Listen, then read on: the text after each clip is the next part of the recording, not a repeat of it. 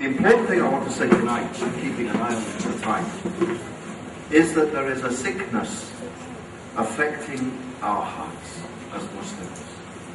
There is a sickness affecting our hearts. Why is it, brothers and sisters, that we are never satisfied? Why is it as Muslims that we're never happy? You know, why is it that we give our kids something and they want something more? Why is it that as Muslims we get a house and we want a bigger house? We get a car and we want a newer car. Whatever we do, we're never happy. Why is that? The Quran tells us why. The Quran says that verily in the remembrance of Allah do hearts find rest. In the remembrance of Allah, not in shopping, not in shoes, not in cars, not even Al-Ahli or Zamalek. Allah alone will bring us happiness in our hearts. The message of Islam is very simple.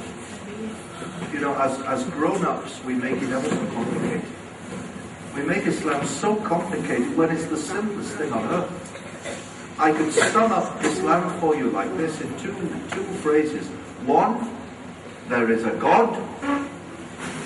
And two, that God speaks to His creation. That's Islam.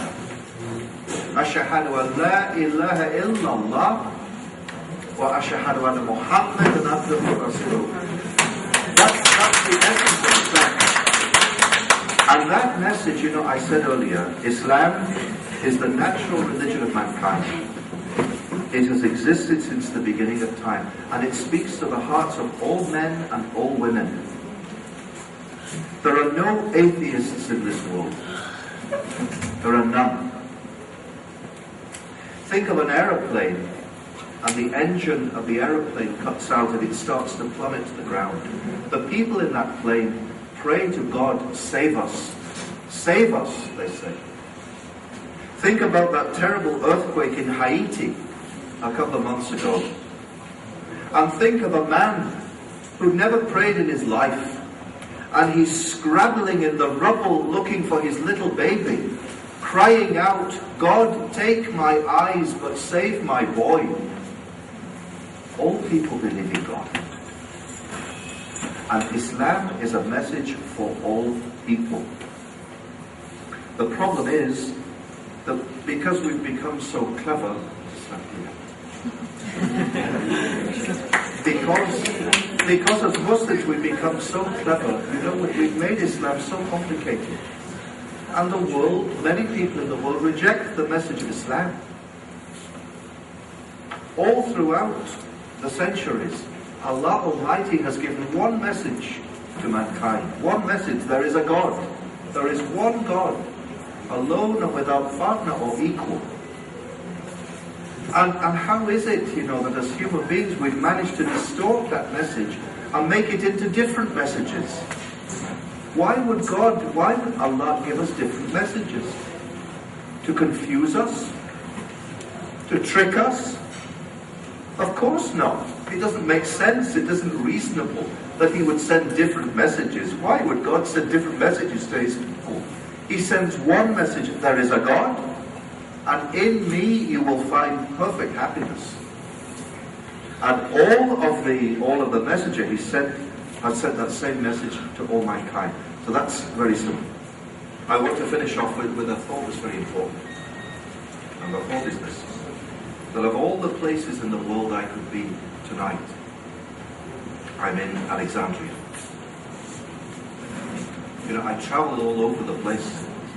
Tonight I could be in Singapore giving a talk, or I could be in New York.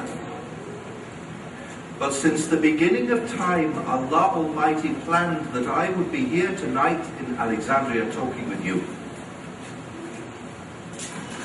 Now, brothers and sisters, I'd say the same to you. Since the beginning of time, Allah Almighty planned that you would be here tonight. Now, when you go home, ask yourselves why. It could be that there's someone in this room who's quite remote from his or her religion. It could be that someone in this room who doesn't pray. It could be that there's someone in this room who Allah Almighty wants to bring even closer to Himself. I don't know why He brought you here. But from the beginning of time, He planned that you'd be sitting in this room. So I simply suggest to you, brothers and sisters, that when you go home, when you pray, when your forehead touches the ground in prayer, you know, we can fool people all the time. We can fool our friends that we're good Muslims. Allah is not to be fooled. We can even fool ourselves sometimes. Allah can't be fooled. He knows everything about us. When you go home tonight, ask, why did you take me to that talk tonight? What are you, Allah, trying to say to me tonight? And inshallah, if we listen to Him, He will surely speak. But if our ears are closed, we'll never hear what He's trying to say. So we just have a few questions, and then we can all go home to our kids. Okay? Bismillah ar-Rahman ar-Rahim. There is no Bible in existence. The earliest Bible in existence that I know of is from the 10th century. All that we have of what we call the Old Testament are translations of translations. The original doesn't exist. We don't have it anywhere. There is no original Bible anywhere. The Gospels, we don't have an original Gospel anywhere. It doesn't exist. It doesn't exist. So one of the problems in talking to people, when people say to us, but Jesus said, as Muslims we reply, we say very simply, all that we know that Jesus said is what He says in the Quran. If He says something in the Quran that agrees with the Gospels, well, we know that the Gospel there is true. If He says something in the Gospels that disagrees with the Quran, we know that it's wrong.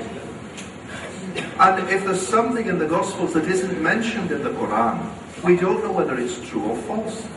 So we must be very careful as Muslims quoting from these Gospels, because we can't on the one hand claim that these are books that are corrupted. We can't, and then on the other side say, but it says in the Gospels. I think we're in a very complicated subject.